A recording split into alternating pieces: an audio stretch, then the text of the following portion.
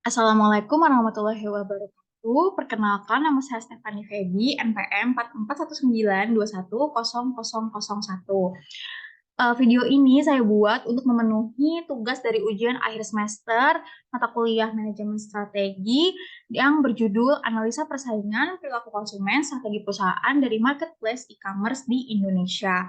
Ini adalah nomor 4 dari ujian akhir semester mata kuliah manajemen strategi, di mana dosen pengampunya ini ialah Mas Haris Adi Suwadiantoro dari jurusan Teknik Industri Universitas Pancasila.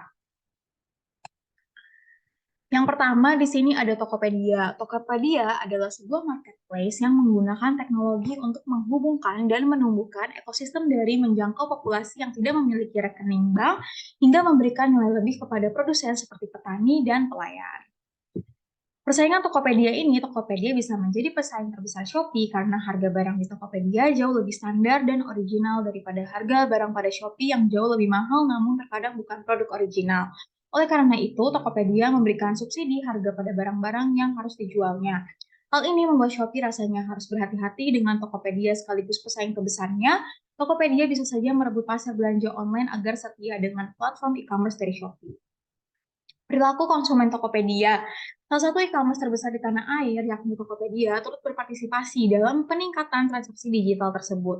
Masih dari kata data, Tokopedia berhasil mencapai nilai transaksi bruto hingga 132,5 triliun selama kuartal 1 tahun 2022. Berbagai produk terlaris di Tokopedia ini terbagi dalam dua kategori, yakni beauty and care dan food and beverage. Berikut produk-produk paling unggul di Tokopedia dari kategori beauty and care menurut hasil riset di Kompas pada kuartal 1 tahun 2023. Strategi Tokopedia ini ada strategi contoh campaign. Tokopedia dapat meraih kesuksesan melalui strategi marketing. Di mana strategi marketing yang dilakukan di Tokopedia digunakan strategi yang digital marketing Tokopedia. Strategi marketing dengan menggunakan sosial media dilakukan dengan mengikuti tren yang ada di Instagram. Melakukan live hingga membuat story di media sosial adalah sebuah tren yang bisa Anda ikuti untuk membuat konsumen tertarik dengan produk yang dijual. Dengan memberikan cashback bagi pelanggan setia melalui loyalty gift secara berkala akan membuat transaksi belanja online konsumen menjadi jangka panjang, di mana konsumen yang setia juga akan memberikan promosi secara gratis kepada keluarga, teman, maupun saudara, dan memberikan loyalty gift. Shopee yang kedua. Shopee adalah platform belanja online terdepan di Asia Tenggara dan Taiwan. Diluncurkan tahun 2015, Shopee merupakan sebuah platform yang disesuaikan untuk tiap wilayah dan menyediakan pengalaman berbelanja online yang mudah, aman, dan cepat bagi pelanggan melalui dukungan pembayaran dan logistik yang kuat. Persaingan Shopee. Persaingan Shopee ini indikator pangsa pasarnya. Shopee lagi-lagi menduduki peringkat pertama yang mencatatkan pangsa pasar nilai transaksi terbesar yaitu 40%, disusul oleh Tokopedia 30%, serta Lazada 16%.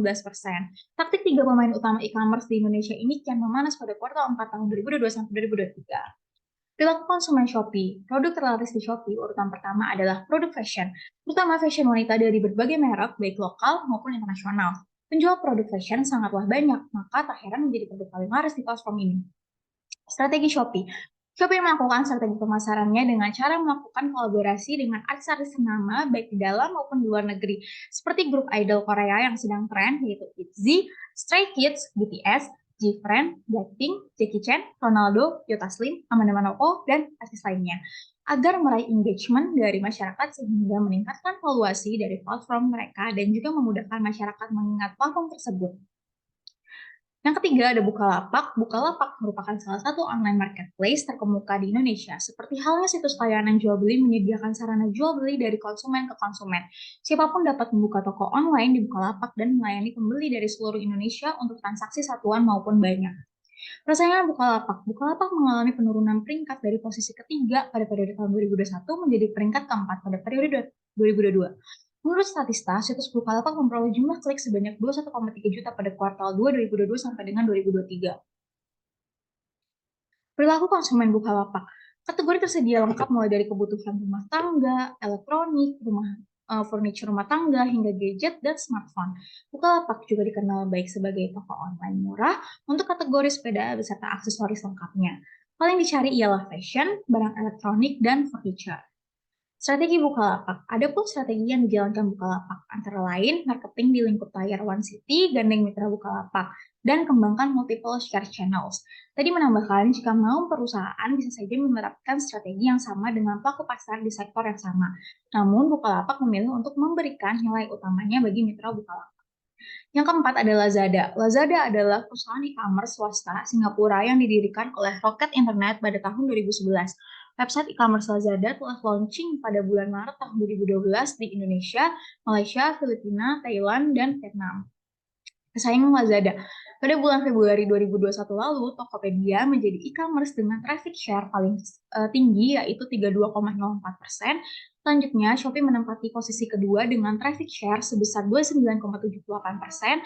Di posisi ketiga ada Bukalapak dengan 8,23%, dan Lazada menjadi posisi keempat dengan 7,11%. Menurut Sasana Digital, Lazada memiliki total kunjungan 70.720.000 rupiah kali dan menjadi peringkat ketiga.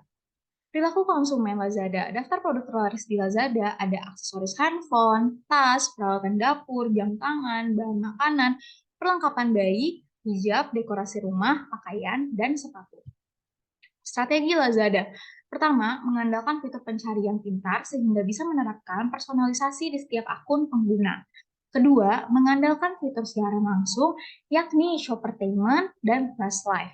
Ketiga, mengandalkan less small, brand official, dan less global. Perusahaan berkolaborasi dengan banyak produsen produk untuk membuat toko resminya di platform Lazada. Nah, yang kelima ada Blibli. Blibli merupakan suatu ekosistem perdagangan omni-channel terintegrasi yang dikembangkan di Indonesia oleh orang Indonesia dan untuk melayani masyarakat Indonesia. Persaingan Blibli. Blibli mempunyai total kunjungan sebesar 25.433.000 kali sehingga mendapati kuartal 1 2023 di posisi 4. Perilaku konsumen Blibli. Kalau secara traffic sendiri, kami mengalami peningkatan sebanyak 2 kali. Lalu, untuk kategori produknya, tentu yang lagi hot items, semua produk yang related ke kesehatan. Lalu, yang kedua, produk untuk kebutuhan sehari-hari atau mingguan, seperti sayur, buah, daging, beras, dan lain-lain. Strategi Blibli. Untuk dapat bersaing dengan kompetitor, strategi pemasaran produk Blibli.com menggunakan strategi diferensiasi, pembeda, atau servis atau layanannya. Perusahaan ini berpegang pada kepuasan, kenyamanan, dan keamanan bagi pelanggan secara konsisten dan berkesinambungan. Yang selanjutnya di sini ada JD.id. JD.id adalah layanan perusahaan e-commerce yang berbasis di Jakarta, Indonesia. JD.id mulai beroperasi di Indonesia sejak Oktober 2015. Persaingan JD.id, jika diruntut lebih jauh, penurunan bahkan sudah terjadi sejak 2 tahun belakangan. Pada kuartal 2 2020, JD.id masih mampu meraih rata-rata 9,3 juta kunjungan situs per bulan. Namun pada kuartal 3 2020 jumlahnya berkurang drastis menjadi rata-rata 4,8 juta kunjungan per bulan yang mengakibatkan JD.id resmi ditutup pada tanggal 31 Maret 2023. Perilaku konsumen JD.id. JD.id juga membuat peringkat 5 besar kategori berdasarkan penjualan tertinggi. Yang tertinggi diraih oleh ponsel, tablet, disusul alat rumah tangga, elektronik di urutan kedua. Strategi JD.id. O2O adalah strategi omnichannels dengan mengoptimalkan multi-channels yang ada. Strategi ini selanjutnya sangat kritikal dalam memfasilitasi kebutuhan konsumen di Indonesia yang menginginkan kenyamanan berbelanja daring.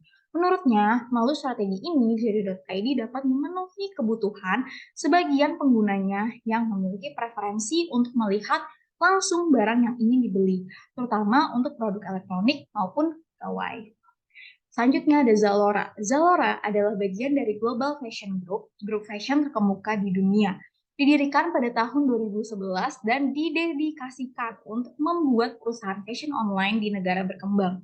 Sampai saat ini, Global Fashion Group beroperasi di 27 negara. Persaingan Zalora. Saat ini Zalora mempunyai nilai tambah dengan menyediakan Zalora Shop di kota Casablanca Mall yang akan buka hingga akhir bulan Desember. Ini akan memberi kenyamanan kepada pelanggan untuk membeli barang yang terlihat secara langsung. Barang yang dibeli tersebut juga akan langsung diantarkan ke alamat pembeli. Perilaku konsumen Zalora. Selain produk fashion dan kecantikan, Zalora kini juga menjual produk-produk peralatan rumah tangga dan gaya hidup ataupun lifestyle. Produk tersebut ialah yang paling banyak dicari oleh konsumen. Strategi Zalora. Zalora juga menyediakan beragam konten yang mendorong interaksi antara pelanggan dengan influencer mereka. Beberapa konten di YouTube bisa dilihat seperti The Hangout ataupun The Nakers Talk untuk menjaring pelanggannya.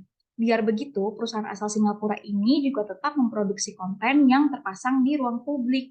Selain influencer, Zalora juga memanfaatkan trender untuk mengolah data pelanggannya. Nantinya, platform ini akan menjaring data untuk membantu brand menampilkan demografi, produk favorit, tren pembelian produk, dan berbagai macam kebutuhan data untuk menunjang penjualan. Selanjutnya ada Sociola. Sociola merupakan e-commerce berbasis business to customer atau B2C yang menawarkan produk kecantikan original seperti makeup, skincare, haircare, parfum, dan alat kecantikan. Sociola adalah sebuah beauty e-commerce destination pertama yang ada di Indonesia. Persaingan Sociola. Sociola mendapati estimasi kunjungan sebesar 1.220.000 kali dan mendapati peringkat 10 update dari tahun 2023 berdasarkan sumber sasanadigital.com. Perilaku konsumen Sociola. Salah satu keunggulan Sociola yaitu memiliki banyak kategori brand mulai dari skincare, haircare, body care, makeup, dan peralatan kecantikan lainnya. Tidak hanya itu, Sociala juga memegang brand yang cukup luas jangkauannya seperti produk lokal Indonesia, Western, Korea, maupun Jepang. Konsumen paling banyak mengunjungi section skincare. Strategi Sociala.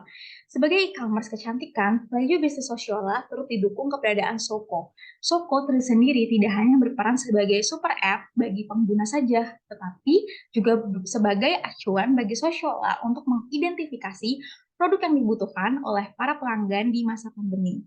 Sebagai informasi, Soko juga dikenal sebagai platform review produk untuk kecantikan dan perawatan pribadi di Indonesia dengan lebih dari 90.000 produk dengan lebih dari 2,1 juta ulasan. Berry Benka merupakan salah satu perusahaan e-commerce yang bergerak di bidang fashion kecantikan untuk pria dan wanita berbasis di Jakarta. Berry Benka memiliki total estimasi kunjungan sebesar 230.334 kali dan menempati peringkat 19 berdasarkan sasanadigital.com. Perilaku konsumen Berry Benka.